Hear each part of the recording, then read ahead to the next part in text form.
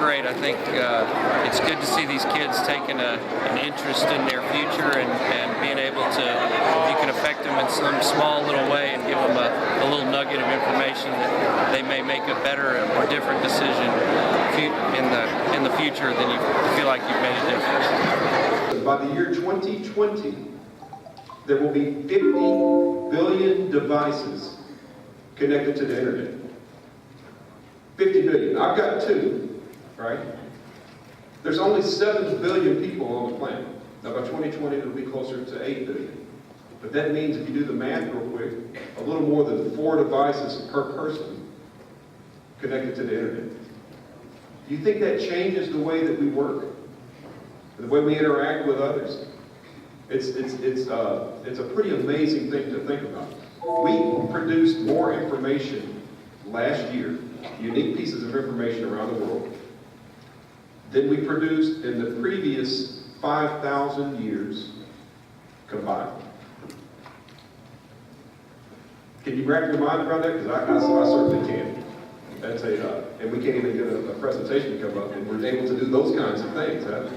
How amazing is that? So for you, preparing for the workforce is a lot different than it was when I prepared for the workforce, or when most of the people in this room that are over the age of 40 prepared for the workforce. You have such a distinct advantage over every generation that preceded you, simply because of the way technology has enabled you to get information, but only if you prepare yourself for it, right? That means you've got to learn in a different way than any of us ever learned. You've got to continually reinvest in yourself. It's not a one-time thing and you're done, right? Back in the old days, if you didn't do well in high school, you're going to have to go work at the plant, right? Now, if you don't do well in high school, the plant is not an option for you, because the technological demands and the skill sets demanded are so much greater than they ever been before. It's 3 skills that you're going to have, and they center around a couple of things. One is the technology piece. We don't talk about IT anymore, we talk about ICT, right? It's not information technology, it's information communicative technology, because you're not just accessing a device for your own information. It's something that you're using to facilitate the flow of work, and it's vitally important. Beyond technology is critical thinking. I saw a gentleman on a morning news show. He worked for Siemens Industries.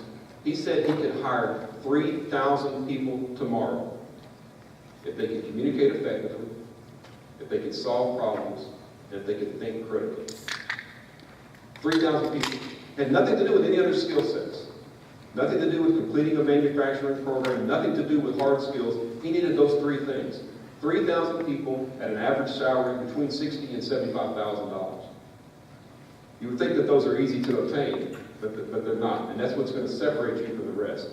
Beyond character traits. Very easy. It means the ability to enunciate well, right? It's these life and career skills that sometimes we get overlooked. Right? You've got to be able to work in teams. You've got to be able to work in teams with people that are different than you are. That's the little point I want to leave you before we get to the work you're going to do at your tables. Is this idea of lifelong learning. See, education used to be have an end point. I'm going to attain this degree, and then I'm ready to go to work. Lawyers, lawyer, I'm going to get my law degree and I'm done. Well, that's not how it works anymore, folks. Do you know that 12% of the students on my campus today already have a bachelor's degree? So why do they have a bachelor's degree and then are coming to a community college? It's because they have to continually update the skills, the knowledge, and abilities that they've developed throughout their lives. They've got to get certifications, whether it be in nursing or allied health, whether it be in IT, whether it be in cybersecurity. Has anybody heard about the NSA that's reviewing all your emails and tracking your phone calls and those kind of things? Yeah, we train them how to do that. Perfect. Where do you go to school? Bossier High School at ROTC, they use SMART goals. How cool is that? Right, and she even knew what they meant, that SMART goals are specific, measurable, attainable, realistic, and time-bound. Now I have to tell you, so the activity, though, is to understand the differences between your needs and your wants. And then you're going to try to understand, with the help of your mentor, how recognizing the differences between needs and wants can help you not only set your SMART goals, but attain them. So the activity on your sheet is you want to go through each of these items and categorize them as either a need or a want. The need for a good foundation for students in this area. Well, without question, the key to Shreveport's ability to be able to be competitive going forward is going to be closely tied to our capacity to be able to provide the kind of high-quality, well-trained, diverse, flexible workforce that the current industries that we have right here at this moment in Shreveport, Bossier, Northwest Louisiana. But then even more so for those that we're trying to attract to come here in the future.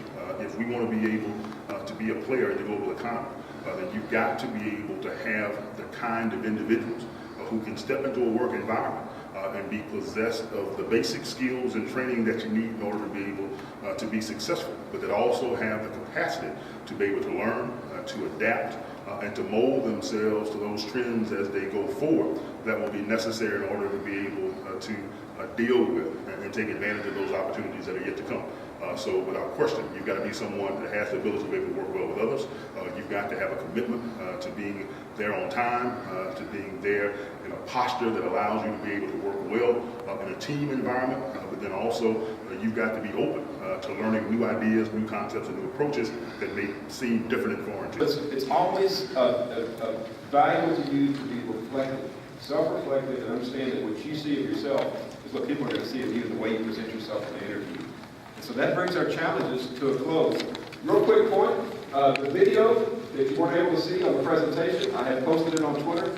So if you follow me at Chancellor, you can see it on Twitter. We did use the hashtag JA, so you can search for it that way as well. It's called Microsoft Future Vision. I think you'll enjoy it. Take the time to watch that. Need it? I think that's just a ploy to get more followers. Well,